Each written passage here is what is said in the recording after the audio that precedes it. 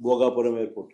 Bhogapuram airport కూడా నిజంగా చూస్తే చంద్రబాబు మరో క్రెడిట్ చోరీ చేయడానికి పడరాని పాటలు పడతా ఉన్నాడు. భోగాపురం ఇంటర్నేషనల్ ఎయిర్పోర్ట్ స్టోరీ కూడా చూస్తే అసలు క్రెడిట్ చోరీ అన్నది చేయడం కోసం ఎన్ని పడరాని పాటలు పడతా ఉన్నాడు చంద్రబాబు నాయుడు అనడానికి ఇది ఇంకొక ఎగ్జాంపుల్. వాస్తవంగా చంద్రబాబు నాయుడు గారు ఈ భోగాపురం ఎయిర్పోర్ట్ ఇంటర్నేషనల్ ఎయిర్పోర్ట్ పేరుతో పెద్ద ఎత్తున భూదోపిడీకి ప్లాన్ చేసినాడు ఈ పెద్ద మనిషి ఆయన హయాంలో. మీ అందరికీ కూడా గుర్తుండే ఉంటుంది. 2014 నుంచి 19 మధ్యలో ఆయన ముఖ్యమంత్రిగా ఉన్నప్పుడు మొదట ఈ ఎయిర్పోర్ట్ 15,000 ఎకరాలు కావాలన్నాడు. అందరికి గుర్తుండే ఉంటుంది. ఎయిర్పోర్ట్ కేంద్రానైనా 15,000 ఎకరాలు ఏంద్రానైనా అని చెప్పి ప్రజలు విస్తుపోయినారు.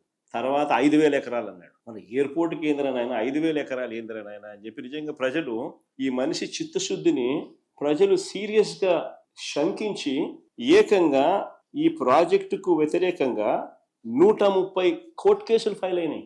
అధికారంలోకి వచ్చిన తర్వాత ప్రాజెక్టు సైజును 2,200 ఎకరాలు ఎయిర్పోర్టుకు, ఇంకొక 500 ఎకరాలు ఏరో సిటీకి, మొత్తం 2,703 ఎకరాలకు కుదించి వాట్ ఈస్ ది సైజ్. నెట్లోకి వెళ్ళి ఆల్ ది ఇంటర్నేషనల్ ఎయిర్పోర్ట్స్ ఏ సైజుల్లో ఉన్నాయని ఒకసారి బటన్ నొక్కినారు అనుకో 2,700 ఎకరాలు అనే బ్రహ్మాండమైన సైజు కింద కనిపిస్తుంది. ఒక చంద్రబాబు నాయుడు స్కాములు చేసే కార్యక్రమం తప్ప. మేము ఏరో సిటీకి ఒక 500 ఎకరాలు, 2,200 ఎకరాలు ఎయిర్పోర్టుకు కుదించి అడుగులు వేగంగా ముందుకు వేయగలిగాం. ప్రతి రైతుకు కాన్ఫిడెన్స్ ఇవ్వగలిగినాం. మొత్తం 130 కేసులు కోర్టులో ఉన్నటి సాల్వ్ చేయగలిగినాం. సాల్వ్ చేసి భూసేకరణ పూర్తి చేసి 3 గ్రామాలలో సుమారు 400 కుటుంబాలను తరలించి దాదాపుగా 960 కోట్ల రూపాయలు ఖర్చు చేసి ల్యాండ్ అక్విజిషన్ పూర్తి చేసినాం. టైం పెట్టినాం, ఎనర్జీ పెట్టినాం, కోర్టు కేసులు సాల్వ్ చేసినాం. 3 గ్రామాలలో 400 కుటుంబాలను తరలించి వాళ్ళకి కాలనీ కట్టినాం. ల్యాండ్ అక్విజిషన్ మా హయాంలో జరిగింది. ఇది చేయడమే కాదు, ఈ పనులు చేపట్టడానికి తనకు సంబంధించిన మంత్రి అశోక్ గజపతి రాజు గారు ఆ రోజు కేంద్రంలో సివిల్ ఏవియేషన్ మంత్రిగా ఉన్నా కూడా చంద్రబాబు గారి ప్రభుత్వం పర్మిషన్స్, ఎన్ఓసీలు కూడా కేంద్రం నుంచి తెచ్చుకోలేకపోయారు. ఇది కూడా వాస్తవం. విశాఖపట్నంలో డిఫెన్స్ ఎస్టాబ్లిష్మెంట్స్ చాలా ఉన్నాయి. విశాఖపట్నంలో డిఫెన్స్ ఎస్టాబ్లిష్మెంట్స్ అన్ని చాలా ఉన్నాయి. ఎయిర్పోర్ట్ కనుక కావాలి అని అంటే, కట్టాలి అని అంటే వారి పర్మిషన్స్ అన్ని కూడా తప్పనిసరి.